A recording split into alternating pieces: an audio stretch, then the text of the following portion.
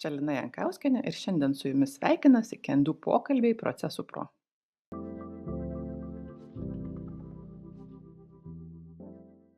Sveiki visi, su jumis sveikinasi Kendu pokalbis Procesų Pro ir šiandien mano pašnekovė Jūratė Labeckienė. Sveika, Jūratė. Sveika, Lina, sveiki klausytojai. Taip, sveiki visi. Tai pagaliau pasikalbėsime apie procesų žemėlapius ir noriu visiems mūsų klausytojams priminti, kad mes pokalbiuose būnam nepasiruošę ir visą laiką žiūrim, kaip čia mums ta diskusija išsivystys ir kur pokalbis mūsų ves. O bendruomenės nariai, užsiprenumeravę mūsų naujienlaiškį, gali pamatyti, kokie ateityje numatyti pokalbiai Procesų Pro podcast'e ir užduoti mums savo klausimus procesupro@kendu.lt. Tai šiandien taip pat į keletą iš jų atsakysim. Jūratė, tai ir padiskutuojam apie procesų žemėlapius. Aš labai norėjau pasikalbėti šitą temą. Man atrodo, kad ji praktikoje naudinga ir ne iki galo atskleista. Ir pradžioje gal norėčiau pradėti kalbėti apie tai, o kas yra tas procesų žemėlapis. Tiesiog pasigryninkim ir savo, ir mūsų klausytam pačią savo. Taip, paantrinsiu tau, kad ne iki galo atskleista ir, sakyčiau, truputį skirtingai interpretuojama skirtingų konsultantų, skirtingų portalų, kurie kalba apie procesų žemėlapius. Ir negaliu sakyti, kad visiškai neteisingai interpretuojama, tiesiog kitaip, tai gal tada pradžioje mes ir susivienodinkim, kas tas procesų žemėlapis. Pradėsiu nuo to, kas yra dažnai girdima ir su kuo aš nelabai sutinku. Kartais procesų žemėlapių vadinama procesų schema. Ir manau, kad tai yra tiesiog tiesioginis vertinys iš anglų kalboje. Kai mes kalbam apie modeliavimą, gal net ne mes, lietuviai, kalbam tarptautinėje erdvėje, nes visa literatūra dažniausiai yra iš anglų kalbos ir kalbama apie process mapping. Ne? Ir tas žodis mapping jis asocijuojasi su žemėlapiu ir tiesiogiai verčiamas, kad kuriamas procesų žemėlapis yra. Iš tiesų, kas slepiasi po process mapping sąvoką? Tai yra tiesiog veiksmų arba procesų žingsnių dėliojimas į seką tarpusavio, siekiant sukurti kažkokį tą rezultatą. Ir tiek aš apie tai komunikuoju ir didžioji dalis procesų valdymo ekspertų, tai yra procesų schema. Tai, kad jeigu išgirsite, kad procesų schema yra vadinama žemėlapiu, nėra visiškai neteisingai, bet tai daugiau yra vertinys ir aš būčiau linkusi užfiksuoti ir palikti tą sąvoką procesų schema arba modelis dar galima pasakyti. Ne? Na, o tai kas tada tas žemėlapis? Nes procesų schema yra veiksmų schema, bet kažkokio tai vieno kelio siekiant kažkokį rezultatą, kaip nueiti nuo taško A į tašką B. Bet jeigu mes pakilsime aukščiau virš daug procesų organizacijos, kurių visada yra ne vienas, ir net ne keletas, o keliasdešimt arba kartais net keletas šimtų, mes jau turėtumėm pakilti ir pažiūrėti iš viršaus į visą visumą tų procesų. Ir kaip jie yra susijungę, kaip sugrupuoti, kaip sudėlioti, mes jau tą vaizdą galime vadinti procesų žemėlapiu. Ir vėlgi, čia vėl galimos kažkurios interpretacijos, kartais yra vadinamas tiesiog struktūra procesų, standartas. Anglų kalboje tai yra procesai sudėti į frameworką, kažkokį, sugrupuoti, sudėlioti į lentynėlės. O lietuviškai aš asmeniškai tai vadinu žemėlapiu ir norėčiau šiandien kalbėti būtent apie tą lygmenį. Apie procesų grupavimą, sisteminimą į tam tikras grupės, sritis, kad mes pamatytumėm visą organizacijos veiklos vaizdą. Tai va tiek apie tas sąvokas ir aš manau, kad tai yra svarbu atskirti, tiesiog ir žinoti savo. Bet iš tikrųjų, čia mes su vertimu į lietuvių kalbą labai dažnai turim visokių iššūkių ir ne tik proceso valdymą, aš sakyčiau, kad ir strateginiam, ir valdymai, rodiklių valdymai yra lygiai taip pat. Kur tikimi sąvoka, tai jos vertinys vis kažkoks keistas gaunasi lietuvių kalba. Ir aš pati, kai vedu mokymus procesinio valdymo, tai man norisi tai pasakyti, kad tas procesų žemėlapis, taip kaip mes įprastai vadinam, yra pats aukščiausias lygmuo, iš kurio mes matom tam tikrą karkasą, sistemą procesų valdymo. Ir aš sakau, įsivaizduokit, skrenda paukštis ar lėktuvas 10 km aukšte, ką jisai mato. Jisai tikrai nemato proceso lygmens, tai yra ką daryti. Jis mato kažkokius bazinius, esminius dalykus, ten iš viršaus miškas, super, ne? Tai mes lygiai taip pat žiūrim ir į procesų valdymą, tai nėra instruktyvus lygmuo, bet tai yra toks apžvalginis lygmuo. Ir lietuviškai žemėlapis visai gerai ir tinka tam parodymui, o schema jau tada mes turim kažkur procesų valdymo lygmenį. Tai žodžiu, toksai helikopter view. Ir Miratė prieš tai paminėjai procesų valdymo standartą. Man asmeniškai procesų valdymo standartas atsako daugiau klausimų, ne tik šitą žemėlapio klausimą.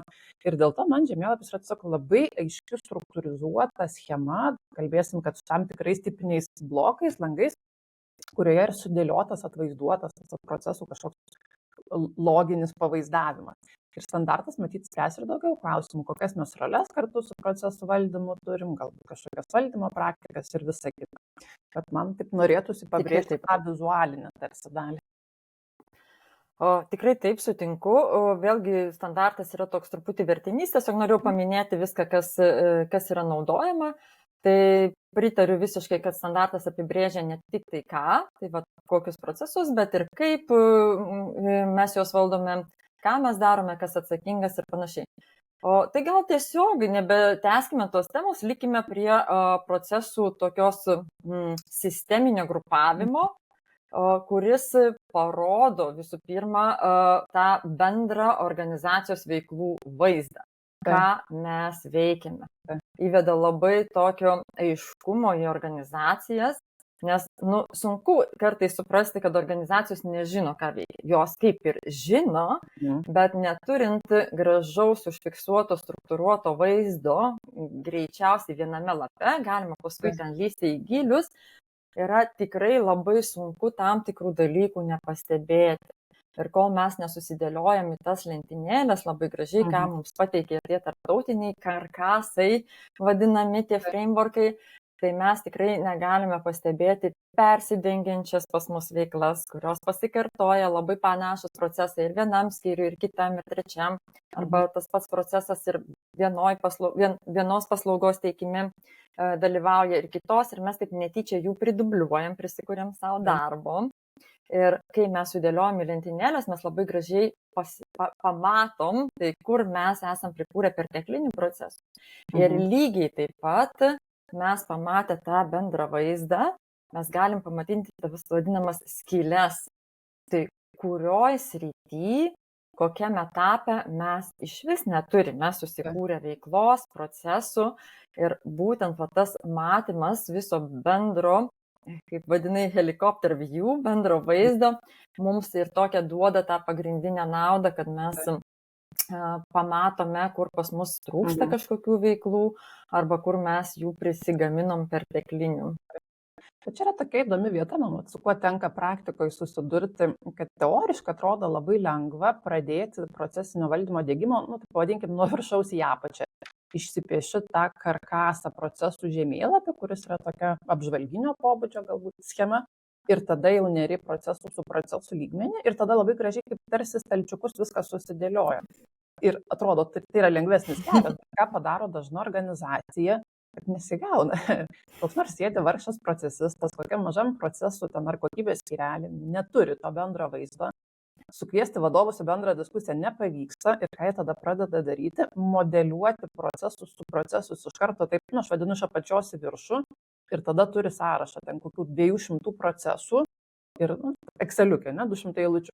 Ir tada atrodo, kad gal tas Excelis ir yra procesų žemėlapis. Tai Jūrate, pareflektuokit tokia praktika. Jie ne visai klysta, nes tam tikri tų žemėlapių standartai iš esmės panašią struktūrą ir pateikia. Tas pats mūsų yra visiems labai gerai žinomas PCF, Process Qualification Framework, labai populiarus ir dažnai naudojamas tas karkasas, šablonas, kuris ir pateikia, taip jis suskirsto į tam tikrus grupės tuos procesus, bet jis pateikia sąrašo formatu tuos procesus, ir tai vėlgi yra neteisingai, galimai ten yra visi procesai reikalingi. Bet čia kokia yra paslaptis tokia, arba sakysim rizika, gal rizika ją geriau pavadinti, kad mes atsidūrėme, kad mes nežinom, ko nežinom. Mes galim išgaudyti besidubliuojančius, bet šitokiu būdu susirašius procesus mes nepagausime, ko mums trūksta. Todėl, kad ir koks būtų geras ir plačiai naudojamas šitas standartas, aš truputį rekomenduoju visą laiką atsitraukti ir pasiieškoti kitų standartų, kurie truputį jau pateikia tą detalesnį skirstimą tų procesų į tam tikras, kaip ir pasakyti, veiklos rytis. Pavyzdžiui, suskirsto į strateginę dalį, operacinę dalį. Dar tas pačias dalis skirsto ir dar smulkesnę, pavyzdžiui, pasirengimą, vykdymą, kontrolę, uždarimą ir panašiai. Ir vienas tokių man labiausiai patinkančių karkasų, tai yra Itomas, kuris buvo sukurtas telekomunikacijų verslui, bet žingsnelis po žingsnelio jis buvo pradėtas naudoti absoliučiai visom industrijom. Ir energetikai, ir viešajam sektoriui, ir paslaugų kūrimui, ypač kur yra aktyvios paslaugos, klientų valdymas, IT sektorius, tai jis tiesiog stebuklingai pateikia tą, ką reikia. Bet norėčiau aš truputį nepabėgti nuo tavo situacijos papasakojimo ir pasakyti, kad tikrai nėra taip paprasta ir lengva tą žemėlapį susiformuoti, nes mes turime pradėti nuo to karkaso susiformavimo, tų lentynėlių susikūrimo, kokių mes norime tų procesų. Ir čia jau tikrai yra visiškai normalu kažką nežinoti ir tam tikslui yra nemažai patvirtintų skirtingom sritim jau tokių plačiai naudojamų įvairiose industrijose tų karkasų, kuriuos galime pasiimti iš internetinės erdvės, galima pasiimti iš konsultacinių įmonių kaip tokį atspirties tašką ir to pagrindo, to patvirtinto šablono arba karkaso, kaip pavadinsime pagrindu, pradėti žiūrėti, o kasgi mums yra reikalinga. Ir visada siūlau pradėti nuo platesnio vaizdo, nuo detalesnio, galima pasimti viską, ką siūlo karkasas, o paskui jau nagrinėti, ar mums reikia ten nagrinėti, pavyzdžiui, strateginę dalį. Čia tokį pasakiau teorinį, aišku, kad reikia, arba ar mums reikia kokybės valdymą, ar mums reikia kažko kito ir po truputį eliminuoti tas sritis, kurių mes galvojam, kad mūsų verslui nereikia ir palikti tą tokį mūsų verslui reikalingą karkasą. Gal, kad būtų naudinga klausytojams, galim ir paminėti, ar ne, tuos pagrindinius karkasus, netgi pasižymėjau, kurie tie pirmieji atsirado. Ir nors prie procesų žemėlapių nėra priskiriamas tas porterio vertės grandinė, bet aš jau pridėsiu nuo savęs, tai man yra absoliučiai tas pumpurėlis, tas startas buvo 1985 metais sukurtas, kur praktiškai atsispiriant nuo to porterio pasiūlytos vertės grandinės buvo kuriami visi tie procesų žemėlapiai. Nes tengi yra kas? Ten yra identifikuotos pagrindinės veiklos, kurios kūrė pagrindinį produktą ir neša kažkokius tai pinigus organizacijai. Ir tos pagalbinės jau yra taip labai gražiai suskaidyta. Tik paskui jau atsiradus PCF, Itomui, Itilui, dar mes turime ir Skorą, kuris tiekimo grandiniai transporto kompanijom labai gražiai siūlomas. Jau yra tas detalesnis skaidimas pasiūlytas tom pagrindiniam veiklom. Kaip pavyzdžiui, jeigu mes pasimsim kažkokį produktų valdymą, tai mes turime suprasti, kad produktų valdymas prasideda ne nuo produkto pardavimo, o nuo idėjos formulavimo, nuo strategijos, ką mes pardavinėsim, kas mūsų klientas, kaip mes įpakuosim tą produktą, nuo koncepto, pasirengimo pardavinėti ir pačių jau tų pardavimų. Tai ir produkto kūrimo. Tai būtent tie visi kiti karkasai ir pasiūlo jau tą tokį smulkesnį skaidimą. Tai jeigu taip paprastai, kad visi suprastų, ką reikia daryti šitoj veikloj srity, kad mes turėtumėm tą gražų flausą nuo idėjos iki jau uždarimo, kad mes pagaminom, pardavėm ir padarėm. Ir Jūratė, gal tada taip iš karto trumpai pareflektuosiu, nes gal mūsų klausytojai klauso ir galvoja, kažkokie kosminiai laivai, ką Jūratė pasakoja. Aš sakyčiau, kad tas procesų identifikavimas ir standartizavimas nuo pačios į viršų, tai viskas gerai, tai yra geras pratimas, šiaip ar taip reikia atlikti, tai čia tiesiog vienas iš etapų, bet tai yra tam tikra grėsmė, kad jūs nepastebėjot, o gal realybėje net ir netliekat tam tikrų veiksmų, tai tarkim su pačiu produkto kūrimu, aš dažnai pastebiu, kad organizacijos turi patį, tarkim, produkto pagaminimo procesą. Sugalvojam idėją ir iš karto į gamybą, sugalvojam idėją ir iš karto jau čia programuojam. Ir gali būti, kad tada kažkokie karkasai, rekomendacijos jums parodytų, kad reikia dar prieš tai pasidaryti business case ir išsitestuoti su rinka, pavyzdžiui, validumą tokio produkto. Ir jūs iki šiol to nedarėt, dėl to standartizuodami taip, kaip yra dabar, tiesiog ir neturėjot tokio žingsnio, bet jisai yra vertingas. Jums ko gero tektų pagalvoti, ar nereikia sukurti tokio proceso, standartizuoti ir papildyti savo veiklos. Tai Labai teisingai. Aš ką norėjau, ilgą įžangą padariau, bet ką norėjau užakcentuoti, kad proceso žemėlapio kūrimas gali būti dviem kryptimis. Iš apačios į viršų, į žemėlapių, kai paantrinsiu tau, kai mes turime jau tam tikrus žemėlapius, pasirengiame karkasą ir dėliojame tas lentynėlės. Ir tada pamatom, kur pas mus yra tuščios tos lentynėlės ir reikėtų susikurti tą procesą. Bet lygiai taip pat mes galime dėlioti ir iš viršaus į apačią, ypač kai mes ruošiamės kurti naują verslą arba verslo atšaką, mes tada galim pagalvoti, o kokių mums pagrindinių veiklų reikia šitos veiklos vykdymui. Tada kaip gerai sudėlioti, sukurti tą veiklą arba funkciją, kad jinai būtų efektyvi. Tai mes truputį iš viršaus į apačią dėliom ir galimai mes jau atpažinsime, kad kažką mes jau veikiame, kažką turime, tai mes jau ten ir įdėsime, bet didžioji dalis tada bus tokia generuojamos idėjos, kaip mes turime įgyvendinti šitą veiklą. Ir žemėlapis bus jums didžiulė pagalba, kuriant teisingą veiklos seką. Didžiulė pagalba. Iš tikrųjų. Jūrate, aš turiu tada trumpą klausimą ir dar pareflektuosiu papildomą naudą viešajam sektoriui, kaip aš ją matau.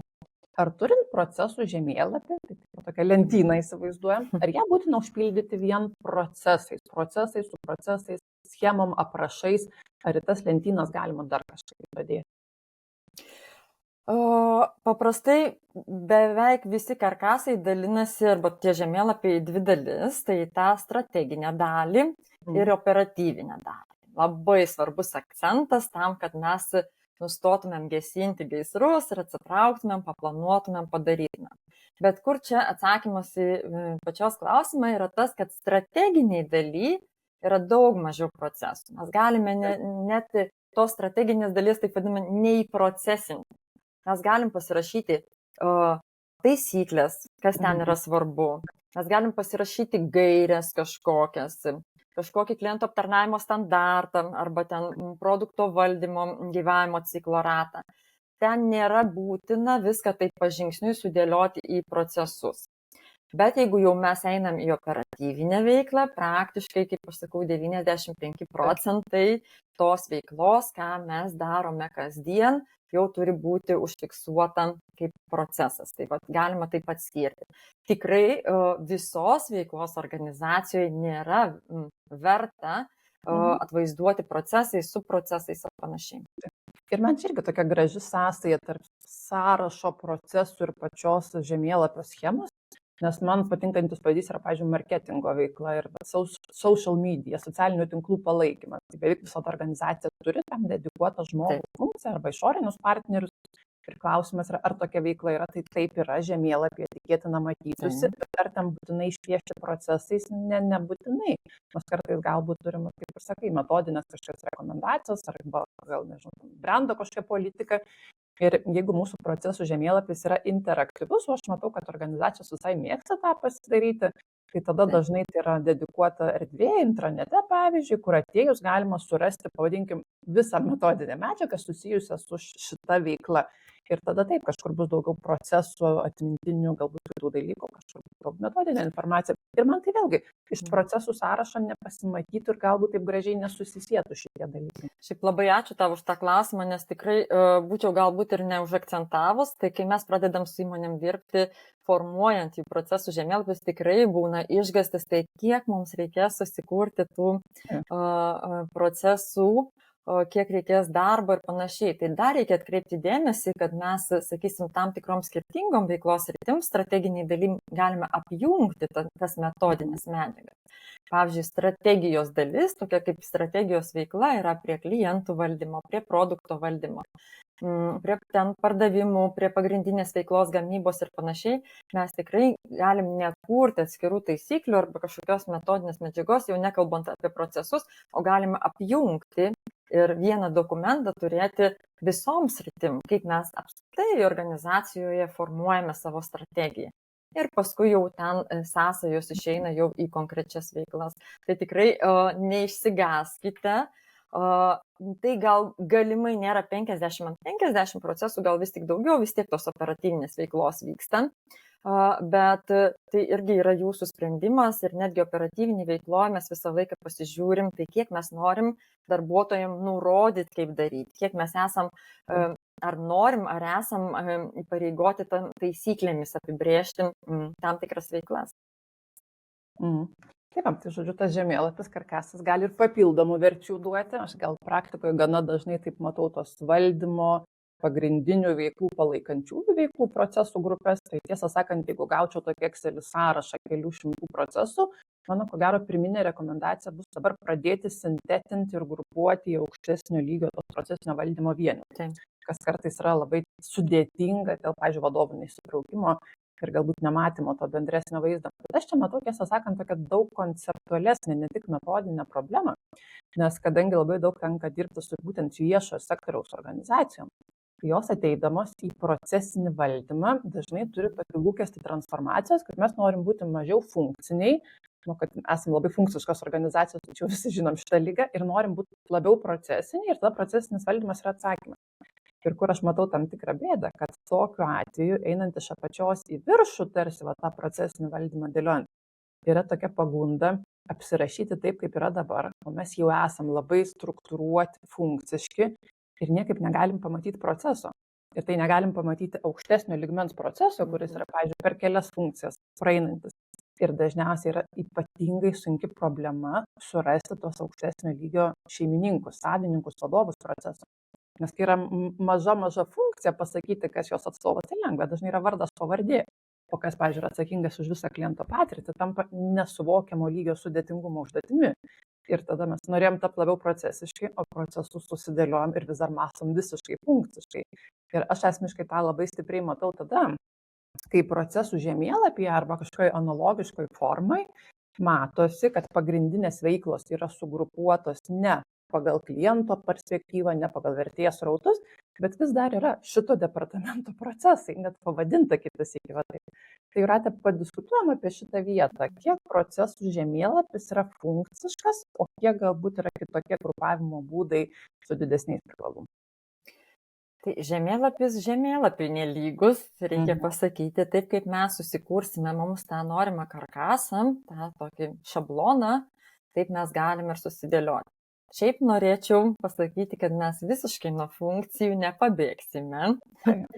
Tikrai nepabėgsime, nes tai natūralu, kad mes turime funkciją kažkokią kaip marketingas ir mes norim ją taip gražiai realizuoti ir mes žiūrim iš funkcijos perspektyvos, ne? Kaip ją sukurti, kaip valdyti, ką pasiruošti, kaip įgyveninti. Bet ką procesinis valdymas padaro, jis nepanaikina funkcijų, šitą mitą reikia pamiršti, jis jas sujungia tam, kad mes galėtumėm klientui tą geresnę vertę sukurti. Jis sukuria bendradarbiavimą. Reiškia, funkcijos tampa jau nebe atskiri kažkokie tai veiklos vienetai, bet jie tampa visumos dalis. Tai tiek žemėlapiai, ypač mano mylimas įdomas, jis išlaiko funkcinį valdymą, jis labai stipriai akcentuoja tai, kaip reikia valdyti vieną ar kitą funkciją, kad jinai būtų iš tiesų vertę kurianti. Kad atlieptų visus. Truputėlį įsiterpsiu, ką aš tiksliai turiu omenyje. Pavyzdžiui, tarkim, procesų žemėlapį prašyta pardavimų skyrius, kaip grupavimo vienetas, norint atvaizduoti, kad jau šitoje vietoje bus sugrupuoti tarsi pardavimų procesai. Ir man tada gali būti, kad kyla toksai klausimas, pavyzdžiui, yra organizacijų komercinių, kur pardavimų funkcija yra sukoncentruota vieni pardavimų skyrių. Ir tada gali būt, kad labai techniškai skambės, ar pavadinti pardavimų skyriaus procesai, ar pardavimų procesai tiesiog kaip po tokie. Bet yra organizacijų, kur nėra tokio lygybės ženklo. Pavyzdžiui, gali būti, kad jūs turite IT padalinį, kuris savarankiškai papildomai pardavinėja dalykus klientam ne per pardavimų skyrių, bet tiesiog pardavimų funkcija yra išskleista per kelias veiklas. Ir tokiu atveju parašyti pardavimų skyriaus procesai net ir nesąmonė gaunasi. Bet čia, Lina, absoliučiai techninis dalykas. Vat labai gerai suskambėjo, kai tu pasakei tą problematiką, ar pardavimų funkcija, ar pardavimų skyrius. Iš tikrųjų, skyrius gali turėti net kelias funkcijas ir jos persipinusias ir panašiai. Vis tik žemėlapis daugiau yra, žemėlapiuose yra didesnis dėmesys į funkcijas, kaip jas teisingai padaryti. Ir kai jos yra teisingai padarytos, sudėliotos, mes galime šalia iš tų pačių procesų visų atpažintų, sudėliotų, sukurtų, kurių trūksta, dėlioti vertės grandines pagal mūsų organizacijos poreikį. Ir jeigu mes norim kažkokios paslaugos teikimo procesą, vertės grandinę sudėlioti, tai yra visiškai natūralu, kad mes paimsime porą procesų iš mūsų kliento aptarnavimo strategijos. Porą procesų mes paimsime iš pardavimų, mes paimsime tada iš ten paslaugų teikimo procesų, galbūt resursų užtikrinimo. Mes, kai jau funkcijos veikia kaip laikrodukas, teisingai išpildytai, mes tiesiog labai gražiai galim susidėlioti tokias vertės grandinės, kokios mums yra reikalingos. Tam tikros vertės grandinės bus lygybės ženklas su funkcija. Pavyzdžiui, tiekimo vertės grandinė. Tai bus tiesiog tiekimo funkcija, gali, tiesiog taip istoriškai, kad jinai yra kaip atskirai kaip funkcija sudėliota. Tai nežinau, ar pilnai atsakiau į tavo klausimą, atliepiau šitą temą. Tai lygybės ženklo nėra. Iš vis procesas nėra lygus kažkokiam struktūriniam vienetui ir jeigu mes žiūrim aukščiau į žemėlapį, vėlgi funkcijos nėra lygios struktūriniam vienetui. Pagal visokios atsakomybės, pagal kažką struktūrinės vienetas gali būti atsakingas už kelias funkcijas arba už kelias kažkokias jų dalis. Kaip mes jau tą struktūrą. Bet šiaip žemėlapis, turiu atkreipti dėmesį, yra viena iš stebuklingų pagalbinių priemonių formuojant organizacijos struktūrą ir atsakomybės. Nes čia mes turime, labai sunku nerodant vizualo papasakot, bet tikiuosi, kad suprasit, mes čia turime ir horizontalų skaidimą, tai kokios veiklos tos pagrindinės yra. Ir tas vertikalų suskaidimą, tai kokie etapai kiekvienoje veikloje turi būti. Ir čia mes pagal svarbą, kas mums yra šito momentu svarbu organizacijai, kaip mes norim tą valdymą organizuoti, mes galim priskirti vadovus ir pagal horizontalų, lygtai sąsąją su funkcijos valdymu ar ne. Ir lygiai taip pat mes galim pagal vertikalų, pavyzdžiui, yra labai svarbus bet kokio veikloje etapas kokybės užtikrinimo. Ar ne? Ir mes čia galime turėti kokybės valdymo skyrių, kuris žiūrės ir per klientų kokybės užtikrinimą, ir per gamybos kažkokius procesus kokybės ir panašiai. Tai yra labai labai geras įrankis ir tie, kurie turi kompleksišką veiklą, labai sunku jiems teisingą tą struktūrą sukurti. Aš labai rekomenduoju pasidaryti tą karkasą, procesų žemėlapį ir tiesiog jau tas vizualumas mums savaime padiktuoja, kokį tą struktūrinį vienetą sukurti. Tarp kitko, mano klientų yra labai daug ir verslo, ir ne verslo įmonių. Tai tikrai esu mačius labai gražiai ir valstybinėse įmonėse sudėliotų ne pagal funkcijas, o pagal jau tas veiklos, ką veikia tas padalinys, už ką atsakingas pagal atsakomybės. Tai labai padeda, tai labai rekomenduoju. Manau, kad yra ir gerų pavyzdžių ir ko gero mes galėsim vizualikai irgi pasidalinti socialiniuose tinkluose arba svetainėje, parodyti, apie ką mes čia kalbam, nes dabar, žodžiu, bandom nupasakoti tokį vizualų dalyką. Labai sudėtingai ir aš prieš pasikalbėjimą galvoju, tikrai palengvintų tiesiog prieš akis padėti, kaip atrodo tas žemėlapis, kaip tas grupavimas atrodo ir tikrai būtų lengviau. Bet leiskim vaizduoti mūsų klausytojų padirbėti ir sudėlioti tas lentynėlės. Taip. Bet iš tiesų, Jūrate, gal iš to, ką minėjai, man taip norisi uždėti tarsi akcentą, kad reikia, kaip čia, ne pernelyg funkciškai procesų žemėlapį dėlioti, nes apskritai tai absoliuti dauguma organizacijų yra tokių, kur procesai yra ne vien tik tai vienos skyriaus ribose, jie tipiškai liečia dalyvius ir iš kitų veiklų ir mes bandom tą atskleisti. Ir kadangi aš esu jau širdyje lynininkė ir turbūt gyvenime kitokia nebūsiu, tai man asmeniškai labiausiai patinka vertės srautai iš kliento perspektyvos. Tai reiškia, kad mes pasimam tam tikrą eiliškumą ir logiką taip, kaip tai patiria klientas, arba analogiškai, kaip iš kliento tarsi traukimas būtų, ir tada dėliojam tą vertės srautą. Ir kas tada dažnai paaiškėja, kad, kaip Jūratė gražiai paminėjo, kad mes tiesiog sąsajų neturim, niekada negalvojame apie kliento perspektyvą. Ir tada gali būti, kad mes esame organizacija priežiūros, tarkim, valstybinė įstaiga kažkokia. Ir niekada nepagalvojame apie tai, kad mūsų klientai, verslo subjektai, pavyzdžiui, privatus asmenys eina į mūsų svetainę, pildo dokumentus, kažkokias paraiškas, tada mes juos konsultuojam, tada gali būti, kad išduodam tam tikrus leidimus, dokumentus, o paskui dar ir kontroliuojam. Ir funkciškai atrodytų, kad yra skirtingi labai padaliniai. Už pirmą turbūt bloką atsakingi IT už infrastruktūrą, kliento aptarnavimo, koks nors skyrius už dokumentų priėmimą, tada leidimus išduoda tikėtina antras skyrius, kontrolės funkciją tikėtina atlieka trečias skyrius. Ir jeigu mes tos procesus dėliosim tokiais visiškai uždarais blokais, tai susistandartizuosim, bet iš kliento pusės patirties gali nebūti. Mes informacijos nepanaudojam, dokumentų nepanaudojam, kontroliuojam tai, ko prieš tai neprašom, prašom tai, kas paskui nesvarbu kontrolės metu. Kaip sakai, tos sąsajos yra kažkur. Tai sakyčiau, kad jeigu organizacija sprendžia klausimą, kaip didinti orientaciją į klientą, tai atsispirti procesų žemėlapyje tame pakankamai aukšto lygio procesų valdymo etape visai yra nebloga vieta. Kaip tu manai? Tikrai taip, nes žemėlapyje, klausiau, ką pasakoju, žemėlapyje tai atrodys tiesiog kliento aptarnavimo veikla ir ten po eilių dėliosis pasirengimas, visas bus IT aptarnavimas, tai užsakymų priėmimas ir viskas bus labai gražiam tam klausė, toj grandiniai sudėta. Ir ten jau viduj slėpsis struktūriniai vienetai, kas įgyvendina vieną ar kitą veiklą, kuri visa susijusi su ta galutinė kliento patirtim ir jos paslaugų gavimu.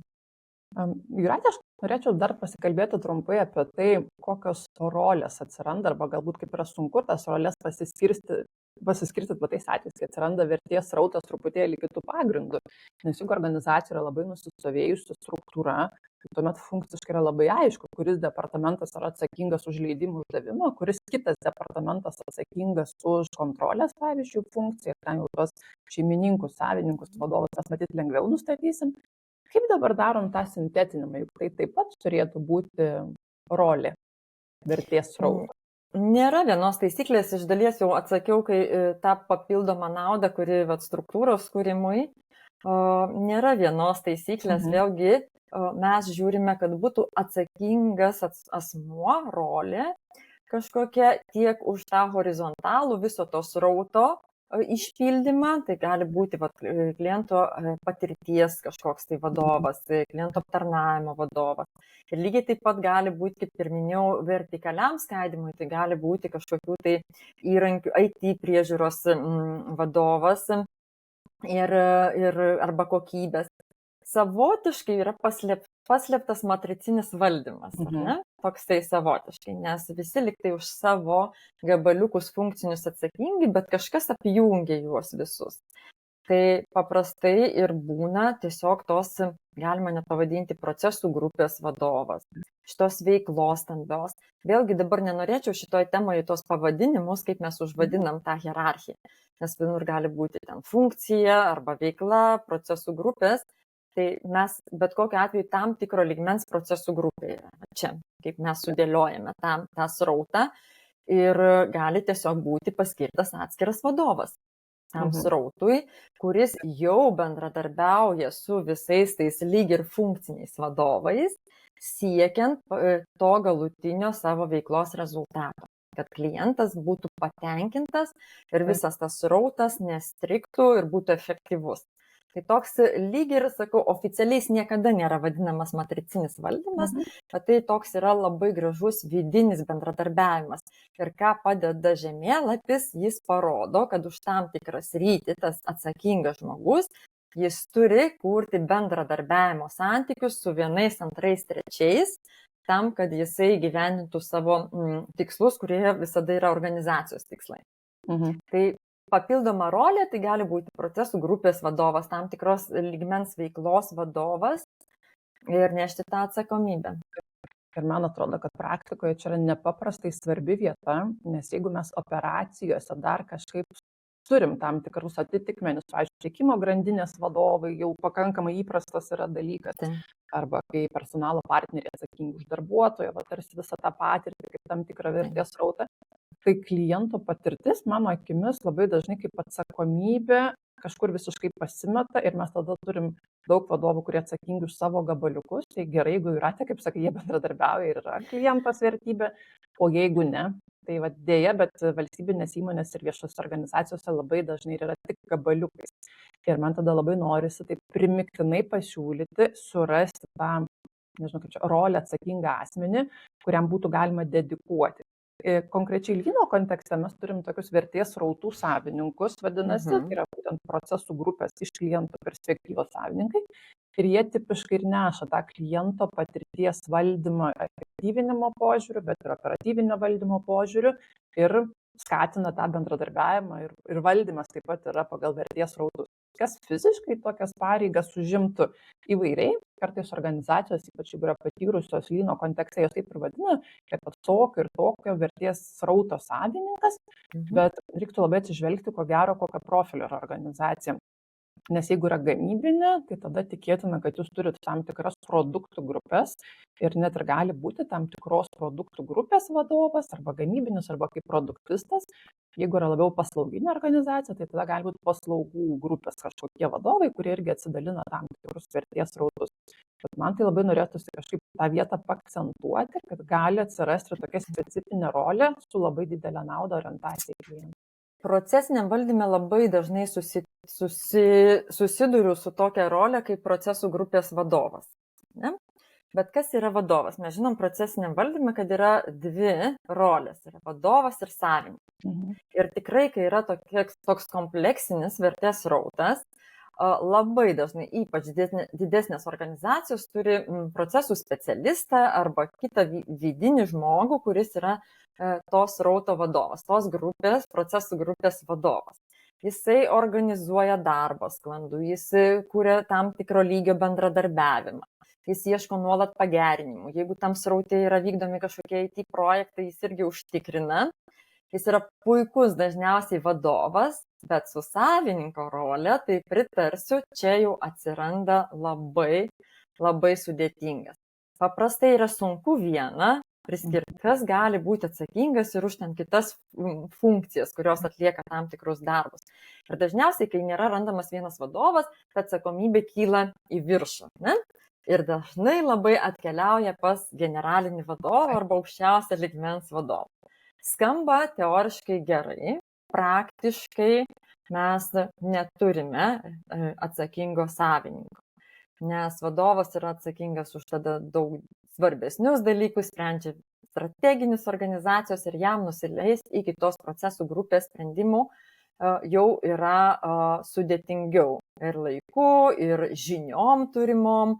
Taip, jis yra įgalintas priimti sprendimus, bet jau yra sudėtingiau jį pagauti, turėti šalia, ieškoti, kažką tai daryti, pakeitimus ir panašiai. Tai iš esmės ir yra procesiniam valdyme, yra sudėtingas toks dalykas, esame eksperimentavę, kas metus keitė savininką ir jeigu esame identifikavę, kad dalyvauja tam procesų grupėje kokios 3 funkcijos, yra ten vienais metais atsakomybė pas vieną kaip savininką, kitais metais pas kitą. Tam tikrose įmonėse tai pasiteisina, nes visi neša naujų vėjų, naujų sprendimų, o tam tikrose tai apsunkina, nes žmogui reikia įsigilinti arba priimti, vienas yra drąsesnis, priima kažkokius rimtesnius sprendimus, drąsiai vadovauja tai grupiai procesų, o atėjęs kitas jau sako, nu, aš noriu kitaip daryti. Ir tiek. Tada ką mes turime? Mes turime šitoj procesų grupiai labai dažnus pokyčius, ar ne? Tas irgi kartais turi naudos, o kartais turi ir sunkumų, sukelia tiek organizacijų, tiek vartotojų, tiek klientam. Gali įvairių trikdžių įvesti. Čia nėra vienos taisyklės, reikia ieškoti, interpretuoti, bet faktas, atsakant į klausimą, kad tokia rolė atsiranda. Jeigu mes norim teisingai valdyti, o ne vėl sulysti į funkcinį valdymą, tai mums ta rolė yra labai labai reikalinga ir svarbi. Dažnai yra tada klausiau ir galvoju, kad dažnu atveju, ko gero, net yra sunku atskirti, ar mes kalbam apie procesų grupę, nes irgi gali taip visai funkciškai pagrupuoti, ar tikrai apie vertės srautą. Tai noriu vieną tokį pavyzdį pasakyti, kuris man labai sukrėtė ir labai reprezentatyvus yra iš praėjusių metų mano darbinės praktikos. Pamenu, su viena organizacija, pakankamai didelė, daug šimtų darbuotojų yra, mes diskutavom apie kliento perspektyvą ir jie sako, mes turim maždaug 60 skirtingų klientų užklausų, kurias mes sprendžiam. Ir mūsų klientai yra arba verslo organizacijos, arba privatus asmenys. Ir sakau, tai koks yra tada tas jūsų vertės rautas? Nu, ką sako, užklausų sprendimas.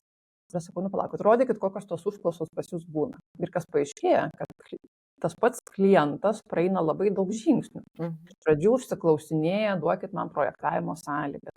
Tada pagal tas projektavimo sąlygas rengia projektą, brėžinius derina. Gauna suderinamą, tada daro darbus. Tos darbus užsako, dar trečia užklausa, paskui tos darbus reikia priimti. Paskui jau ten žodžiu skaitiklius ar kažką statyti. Ir tada tai organizacija atrodo, kad yra 5-6 skirtingi užklausų tipai. Sakau, jūs nepastebit, kad čia tas pats klientas, verslo arba privatus, per 3 metus pas jūs eina visą šitą kelią iki tol, kol pas jį ten yra įrengta infrastruktūra. Tai tas vertės rautas, ypač iš kliento perspektyvos, labai gražiai parodo ne tik vien tik tai tą funkciją, bet dar ištraukia papildomus tokius matymus, o kaip klientas tai mato tarsi iš savo akių. Tai tiesiog norėjau pasidalinti. Aš gal truputį nešiu aiškumo, kai aš naudoju terminą grupės, mesgi žinom, kad procesai yra grupuojami. Ir jie gali būti grupuojami skirtingai. Ne? Pagal vertę klientui mes arba vidiniam, arba išoriniam mes grupuojame vertės rautus. Tam tikras dėl darbo organizavimo, kažkokių tai struktūrų padalinių, žemėlapių kūrimų, tam tikros specifikos mes galim grupuoti ir pagal specifiką, veiklos specifiką. Tai grupavimas gali būti įvairus, tai kai aš vartoju procesų grupę, tai gali būti ir vertės rautas, šiuo atveju iš tokį bendrinį žodį, tai gali būti ir kažkokie tai struktūrinio padalinio procesai. Tai nepamirškim, kad procesų grupavimas gali būti dėl skirtingų priežasčių ir skirtingų tikslų. Ir labai dažnai reikia atkreipti dėmesį, viena organizacija vienu metu naudoja kelis skirtingus grupavimus.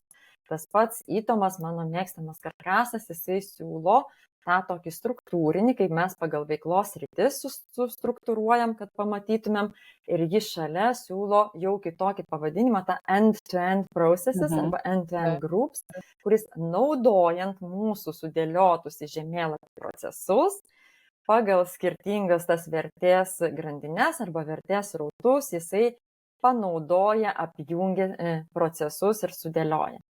Tai čia irgi yra tas toksai to paties bendro vaizdo, tos pačios procesų struktūros skirtingas panaudojimas. Labai gerai, kad paminėjai. Kaip tik ir užmiršus jau buvau, kad end-to-endus būtinai reikia paminėti šiandien.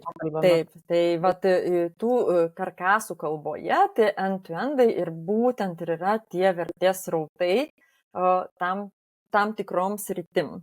Taip. Tarp jeigu kažkam iš jūsų labai yra įdomi šita tema, tai labai kviečiu pasinaudokit interneto platybėmis, yra labai nemažai end-to-endų, tokių klasikinių jau siūlomų, galima atkreipti dėmesį, nebūtinai diegiant kažkokį konkretų karkasą. Tai yra daug dalykų privardinom, kodėl čia yra geras dalykas tas procesų grupavimas žemėlapiuose, kad verta yra tą daryti. Kaip manai, kas neša atsakomybę organizacijai, kad įvyktų procesų žemėlapio parengimas ir kodėl tai yra toks sunkus pratimas tavo?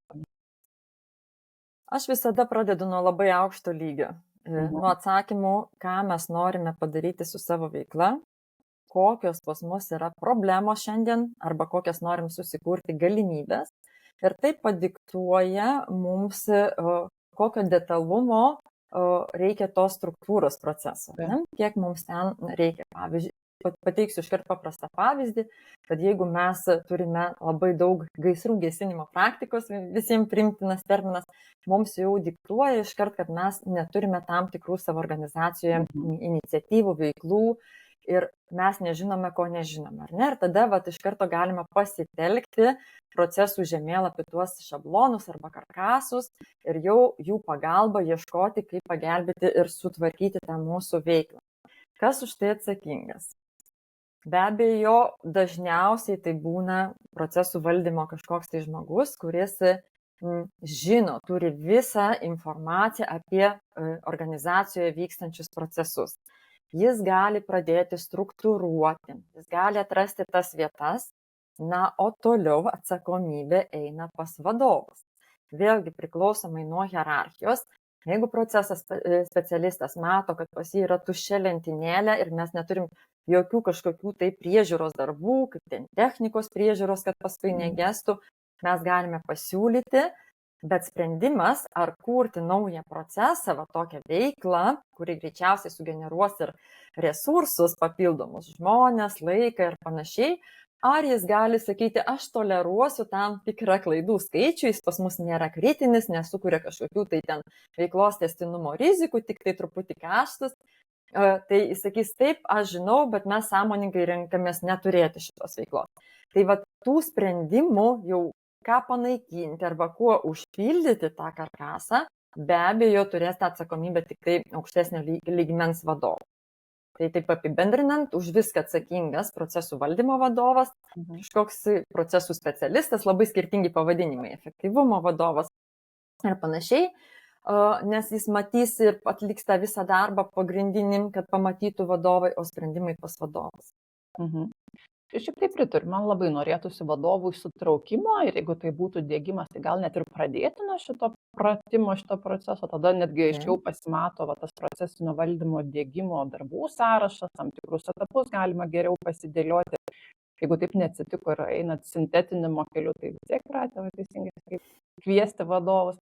Ir gal net ne tik dėl to, kad jie tikėtina čia turės priminėti sprendimus, bet taip pat, kad jie būtų dalyviai šitų sesijų ir patys aiškiai matyti. Nes jeigu tai yra santykinai maža komercinė organizacija, tai jūs labai lengvai tą susidėliosit žemėlapį. Bet būna kartais tikrai daugybė tūkstančių darbuotojų turinčios organizacijos, kur net kartais ir vadovai jau su tokiu matymu siauru yra ir nebūtinai mato visą spektrą visų dalykų, kokių procesų yra. Tai net ir žinojimo dėlį ir jūsų traukimo skatinimo dėlį, tiek yra verta juos traukti taip pat kartu ir po to jau ant to karkaso žemėlapio galima papildomai komunikuoti naudas, kaip ir vadovai galės prisitaikyti savo, galbūt darbuotojus ir įtraukti ir taip toliau. Tai kodėl šitas pratimas yra toks sunkus, Jūratė? Skirtingai, vieniem tai atrodo paprasta, bet iš tiesų iš praktikos galiu pasakyti, kad nėra labai lengvas. Nes paprastai visada atsidūrėm situacijai, kad nebežinom, ko nežinom. Tiesiog mes taip kaip veikiam, tiek kiek tų žinių turėjom, kaip mokėjom ir veikiam šiandien. Taip. Bet dėl kažkokios priežasties mes suvokiam, kad to nepakanka, ar ne? Vieniem tai verslas nevažiuoja taip, kaip reikia, kitiem sunkiau atitikti kažkokius reguliacinius reikalavimus ir mes suprantam, kad reikia kažką perkonstruoti toje veikloje, kažkokio pokyčių reikia ir tam reikia žinių, tam reikia struktūruoto mąstymo, žinių, bet galiu ir nėra taip paprasta savarankiškai, nes medžiagos labai daug yra, kaip formuoti, labai daug rekomendacijų, tie patys karkasai yra labai išsamei aprašyti iki procesų lygmens, bet suvokti tą visumą, tai reikia tiesiog praktikos ir patirties, o paprastai tą pradedantis daryti, to ir stokoja. Kita vertus, tikrai pats savo žmogus, kurdamas, negali užduoti savo tokių nepatogių klausimų. Kaip teisingai pasakyti, kai mes einam gilin, vis užduodam, kam šitą veiklą reikalinga, ką pateisins, ką sukurs, ką padarysi.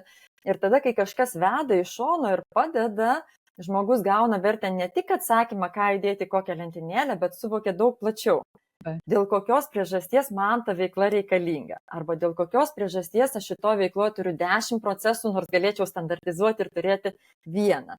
O kai yra specialistas užduodantis nuolat klausimus iš šono, kaip ir lyno įrankis puikus 5 kodėl, ar ne, kad ties kiekvienu procesu, ties kiekvienu žingsniu mes išsiklausinėjom, kodėl reikalinga, ką atneš, kokią vertę, kokią naudą, ką pagerins, ką pablogins, ar sukurs papildomas sąnaudas, ar sukurs papildomą saugumą, rizikų valdymą.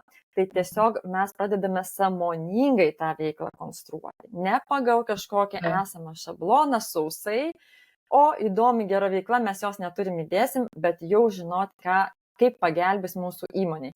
Tai čia šiuo vietoj gal sakyčiau pagrindinis toksai, pagrindinė žinutė ir nauda, tai yra toksai sąmoningas veiklos konstravimas ir sisteminimas, aiškiai suvokiant, ką kiekviena veikla, kiekvienas procesas neša mūsų organizacijai. Ir jau vienam tai yra sunku. Tavęs beklausydama, kad yra toksai dalykas kaip funkcijos branda arba proceso branda. Ir manau, kad gero karkaso prisitaikymas ir tų spragų užkamšymas, jisai ko gero turėtų labai tą brandą padidinti, tokį kokybiškai aukštesnį lygį, proceso lygmenį, funkcijos lygmenį. Jei tai yra kiekvienas žingsnis apgalvotas, galima tą padaryti ir pasidaryti plačiausią, didžiausią, detaliausią karkasą ir grįžus po metų galvoti, kodėl mes šitą veiklą susikūrėm. Jis šiandien mums generuoja sąnaudas, mums reikia valdymo organų, o vertės tokios ir nesukuria. Toks labai konceptualus ir net strateginis mąstymas kažkuriais atžvilgiais. Bet kokiu atveju pagrindinis vartotojas šitų žemėlapių tai yra aukštesnis lygmuo. Jisai mato, kaip jo veikla yra. Bet aš kažkaip mėgstu pabrėžti, kad ir naujokas yra neblogas, kaip darbuotojas neblogas vartotojas, nes pamatyti bendrą organizacinę tam tikrą, net ne organizacijos struktūrą, bet veiklos galbūt tokį modelį žemėlapyje visai yra įdomu, dėl to, kad tai nebūtina man viską žinoti tam procesų ir instrukcijų lygmenį, bet matyti bendrą logiką, manau, kad jiems taip pat yra aktualu. Ypač kalbant apie srautus tuos end-to-endinius. Taip. Apie būtent akcentas į tai. Yra lengviau nustatyti, kuriame gabaliuke aš pridedu savo tą indėlį ir aš manau, kad tai yra vertas pratimas jau vien ir dėl to. Taip pritariu, kad sudėtingas yra šitas pratimas, mane asmeniškai gal šiek tiek liūdina tai, kad dažna organizacija apsiskelbia turinti procesų valdymą ir tiesą sakant proceso, modeliavimo schemo aprašymų lygmenį dar visai neblogas vaizdas būna, bet žemėlapio nėra visai arba jisai toks neišpildytas sąrašas, kur matosi, kad dar dirbti, bandant realizuoti tas naudas, apie kurias mes šiandien kalbam. Ir dėl to man labai asmeniškai norėjosi tiek kuriant procesų programą, procesų specialistams tęstinę praktinę mūsų mokymų programą, tiek ir dabar jau atskirą seminarą apie procesų žemėlapius, būtent šitą vietą paakcentuoti, nes ji taip pat yra svarbi. Ir man atrodo, kad dažnai tai yra net ir žinojimo arba kompetencijos prisitaikyti savo lygmenį dilema, bet taip pat ko gero ir vadovai, jūsų traukimas ir dėmesys šitai temai taip pat gali būti sunkiosios vietos. Tai jeigu kažkam įdomu išgirsti apie tai daug daugiau, negu mes šiandien su Jūrate sugebėjom pasikalbėti, tai tikrai labai kviečiu visas mūsų programas ir esamas ir kuriamas matysite puslapyje Can-Do. O Jūrate, gal tada pabaigai norisi, kaip jau mes dažniausiai ir darom, po palinkėjimą mūsų klausytojams susijusi su šiandienos tema. Aš turiu tokį matymą ar tikėjimą, kad mes negalime nieko gerinti, ko nesam užfiksavę. Tai užfiksuoti savo organizacijos veiklą, tai yra pirmas žingsnis siekiant jos gerinimo. Tai aš linkiu visiems matyti, ką mes darom, kaip mes darom tą savo veiklą ir labai sąmoningai ir gražiai eiti į tą tų reikalingų taškų pokytį ir veiklos gerinimą. Tai toks palinkėjimas pradėti nuo mažų dalykų. Galimgi mes pradėti nuo 3 dalių, ar ne? Strateginiai, pagrindiniai, pagalbiniai procesai ir ten jau pradėti darbuotis. Tai tiesiog pradėti matyti ir pradėti dėliotis tą savo veiklą. Iš tikrųjų geras palinkėjimas, nes mesgi nuolat akcentuojam, kad procesų valdymas yra evoliucija. Tai kažkuriuo metu išaugot vieną klasę, reikia eiti kitą klasę ir tikrai galima tada tos prioritetus ir pasidėlioti. Mano tai palinkėjimas būtų dažniau užsidėti klientų akinius, pabūti patiems savo išoriniais tais slaptais klientais ir pabandyti praeiti nuosekliai visus žingsnius taip, kaip jūsų klientas eitų. Ir tada gali būti, kad pamatytumėt tam tikras vietas, kur galbūt jūsų procesų valdymo logika ir žemėlapis atspindi truputėlį kitaip ir gal pasimeta kažkurios sąsajos arba jungtis. Ir tada tai bus taip pat puikia vieta sukurti papildomų vertės, tikėtina, kad ir žemėlapyje galėsite tai atvaizduoti. Tikiuosi, tema buvo įdomi.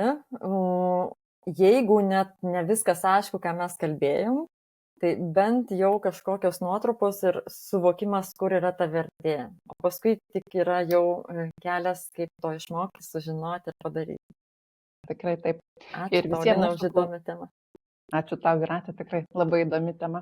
O visiems mūsų klausytojams noriu dar kartą priminti, kad jeigu jums mūsų pokalbiai atrodo vertingi, o turiu pagrindą manyti, kad taip ir yra, nes labai dažnai sulaukiam pozityvių atsiliepimų, tai pasidalinkit socialiniais tinklais, o gal ir elektroniniu paštu su kolegom bendraminčiais, mes mielai norėtume savo žinutę praplėsti. Ir taip pat primenu, kad mūsų ankstesnius pokalbius galite rasti Can-Do YouTube ir Spotify paskyrose, nes tikrai ne pirmą kartą net ir su Jūratė jau kalbam ir kitais pašnekovais, o savo klausimus ateičiai galite atsiųsti man procesupro@can-do.lt, can-do.lt ir mes mielai juos įterpsime savo ateities pokalbius. Tai šiandien tiek, ačiū tau, Jūratė, ir iki kitų pokalbių.